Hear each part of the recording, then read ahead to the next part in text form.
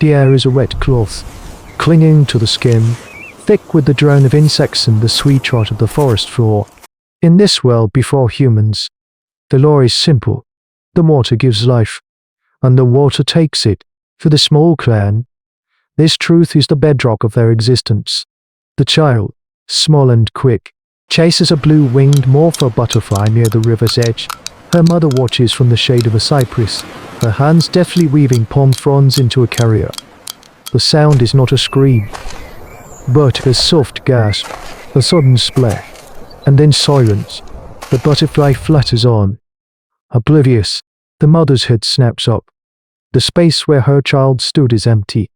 Only ripples spread outward on the murky water, swallowing the sun's reflection before vanishing, as if nothing was ever there.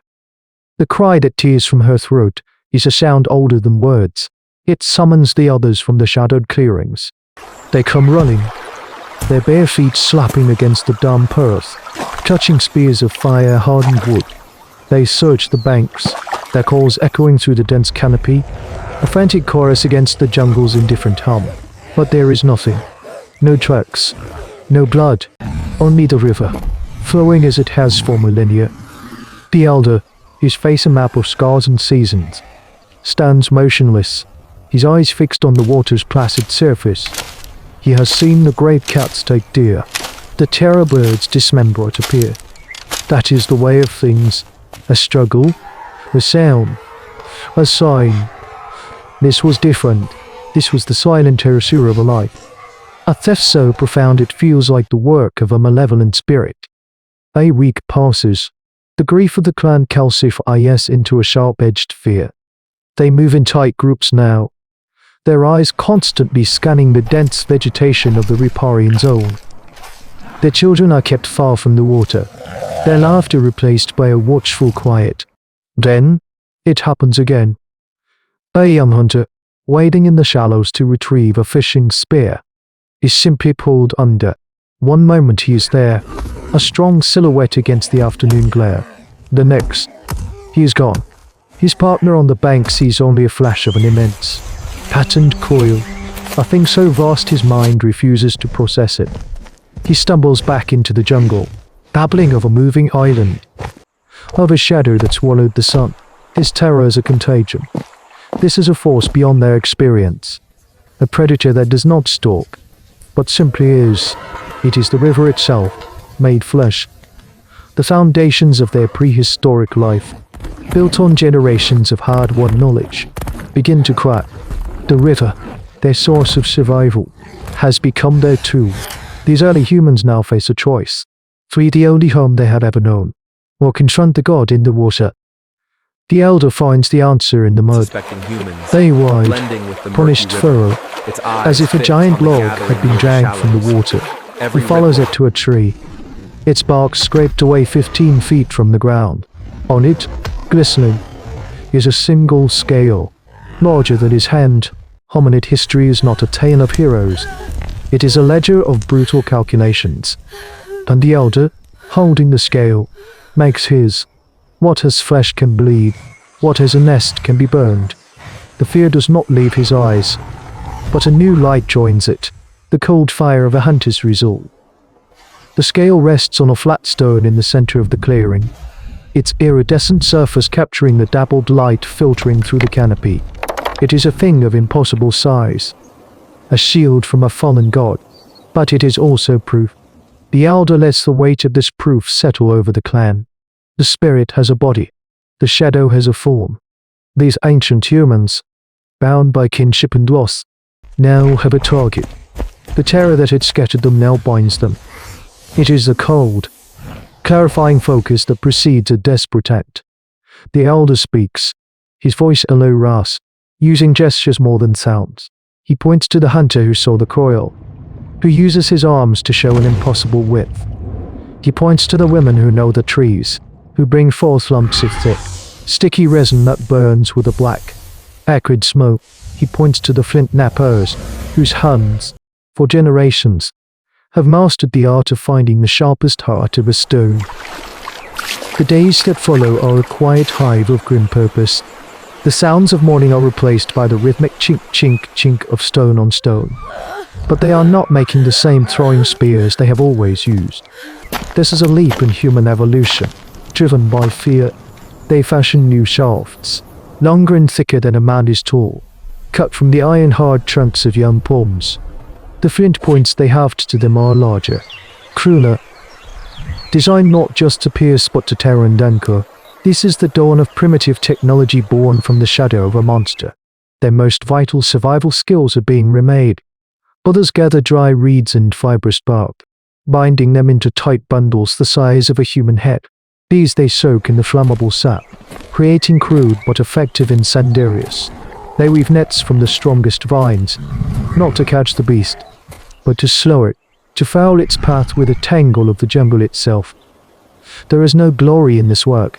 Every completed spear, every bundle of tinder, is a testament to their terror. A young mother, her first child taken by the river, works tirelessly, her movement sharp, her face a mask of grief-fueled rage. A boy, barely old enough to be called a hunter, watches the elder sharpen a point, his eyes wide with a fear he tries to conceal. He is learning a lesson that will define his life. The world is filled with things that can swallow you whole, and the only shield is the person standing beside you. The elder oversees it all, his mind reaching forward, visualizing the confrontation. He knows their plan is a fragile thing. He chooses the place for the battle, a narrow bend in the river, flanked by a sheer rock face on one side and a thicket of mangrove-like roots on the other. A place where the beast cannot easily turn, where its immense size becomes a liability. They will use a goat as bait, its cries echoing to draw the serpent from its depths. They will be the trap. As dust bleeds through the leaves, turning the jungle a bruised purple, they are ready. The torch is on it, spitting sparks into the humid air. They move as one body, a silent procession of ghosts illuminated by their own fire, leaving the relative safety of their camp. They are a line of fireflies moving willingly into the throat of the dark. The goat bleats, a pathetic, lonely sound that is swallowed by the jungle's immense silence.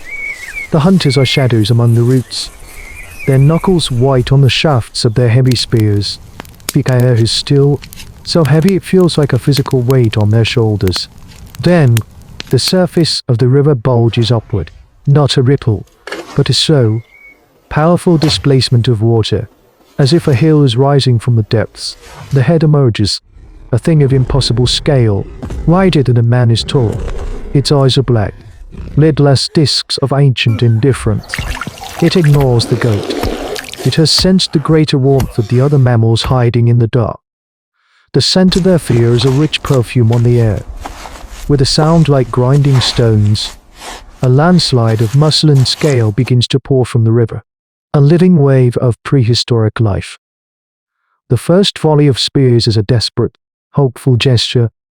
Most of them glance off the thick hide, the stone points shattering.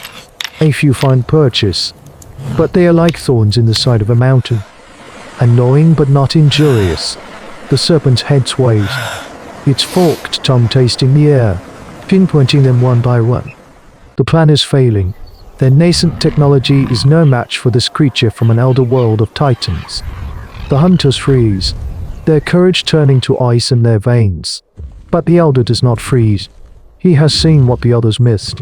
In the chaos of the strike, as the serpent's head whipped around, its great mouth gaped open, he saw the soft, vulnerable flesh within.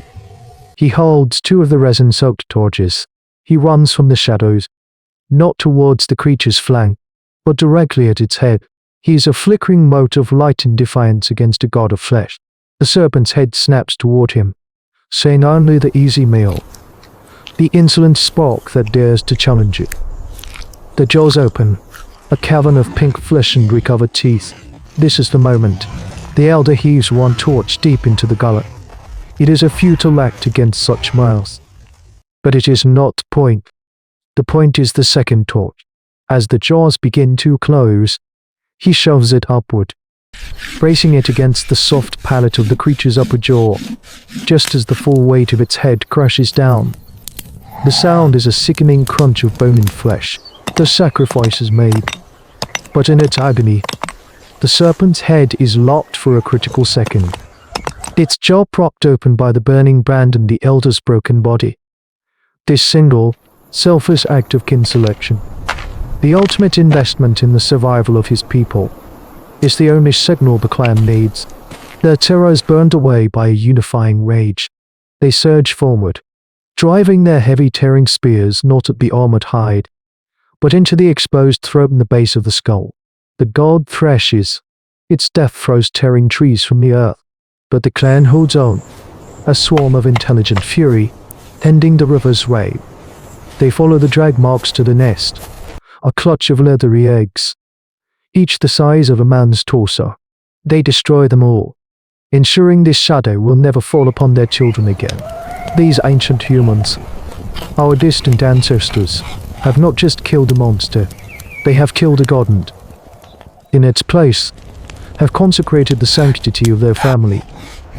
As the last of the embers die out of the ruined nest, the clan stands in the silence, smothered out, but unbroken.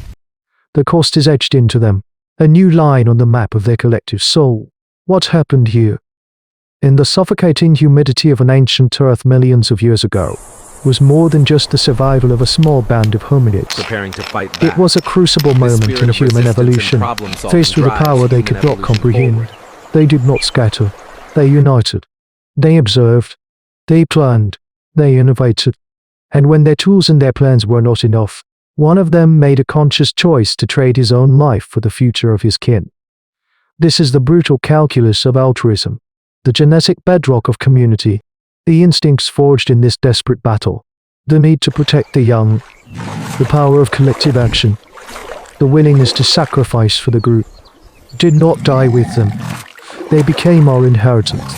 They are the echoes that reverberate in every family that protects its own, in every community that stands together against a threat, in every human heart that understands that we are only as strong as the bonds between us. How many gods did our ancestors have to kill before we learned to stand in their place? This is the chronicle. We do not judge the fallen.